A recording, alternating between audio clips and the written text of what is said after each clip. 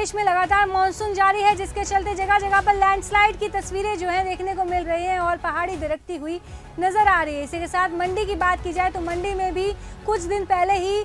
Victoria पुल के पास पहाड़ी दरकी थी, जिसके बाद जो है अब प्रशासन अलर्ट मोड पर आया है और अब वहां पर जो भारी भरकम चट्टान के गिरने का डर था उसको रोकने के लिए वहां पर प्रशासन कार्य करने के लिए जो है NHAI को निर्देश देती हुई नजर आई है, जिसके बाद NHAI ने कार्यवाही करते हुए वहां पर भारी भरकम चट्टान को गिरने से रोकने का जो कार्य है वो शुरू कर दिया है। और विक्टोरिया ब्रिज के ऊपर आपने देखा होगा कि एक बड़ा पत्थर भी फंसा हुआ है, जिसके लिए हमने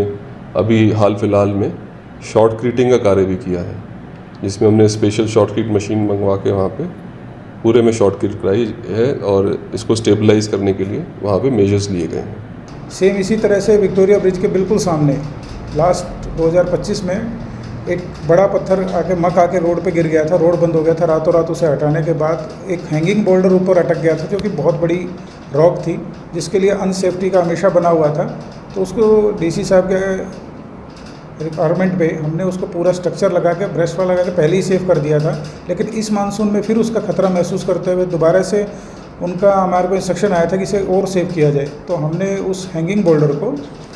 HT मैश से अरेस्ट करके उसको पूरे को शॉर्टक्रीट करा के उसको भी सेव कर लिया है। ये हमने जिस तरह से हम अपने बाकी टनल्स वगैरह के फेस पे या जो भी हमारे वर्टिकल फेस रहते हैं हिल स्लोप प्रोटेक्शन के, उसी को इस्तेमाल किया है, जो कि पूरे बाकी प्रोजेक्टों में भी इस्तेमाल होता है। सबसे पहले नीचे हम बेस को रिटेन करते हैं ब्रेस्ट वाल लगा के, हमने PCC की ब्रेस्ट वाल लगाई है। एक लिमिट तक डिज़ाइन हाइट तक उसको ले जाने के बाद बाकी स्लोप को हम HT मैश से और रॉक बोल्टिंग से करके एंकरिंग करके